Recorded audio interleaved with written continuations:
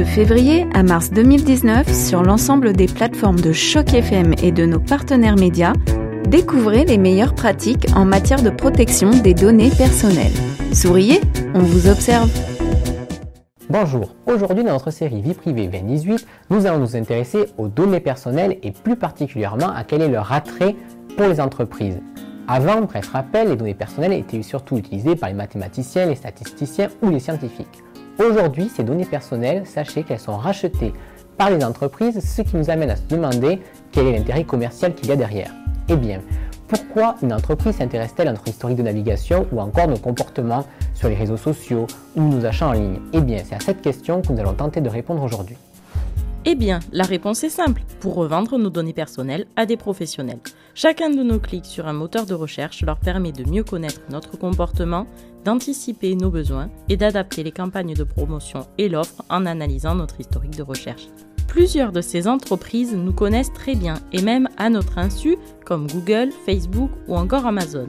Certaines vont même jusqu'à limiter l'accès à Internet aux utilisateurs ayant paramétré leur navigateur pour empêcher les publicités et les cookies. Que pensez-vous du fait que les données personnelles peuvent être revendues et utilisées ? C'est la première fois qu'on me dit que mes données personnelles peuvent être vendues. Je suis très étonnée parce que j'ai jamais imaginé ça. Du coup, qu'il y ait de la transaction financière autour des formulaires que je peux compléter, c'est assez étonnant. Pensez-vous que cela peut porter atteinte à la dignité humaine ? Si on ne sait pas où est-ce que ça va, oui. Tant que le fond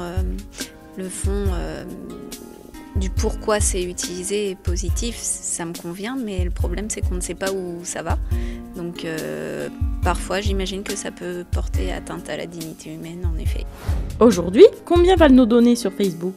D'après le site internet scienceetavenir.fr, ces recettes publicitaires ne cessent de croître de façon exponentielle, puisqu'elles sont passées de 764 millions de dollars en 2009 à 17 milliards de dollars en 2015.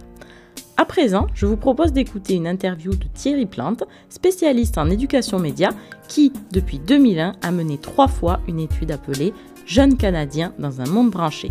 À travers cette étude, il nous explique comment les jeunes transmettent leurs données personnelles à travers les réseaux sociaux. Est-ce que vous pouvez nous dire quels sont les risques dans le cadre de l'économie de l'information? Qui exploite les données en question et de quelle manière?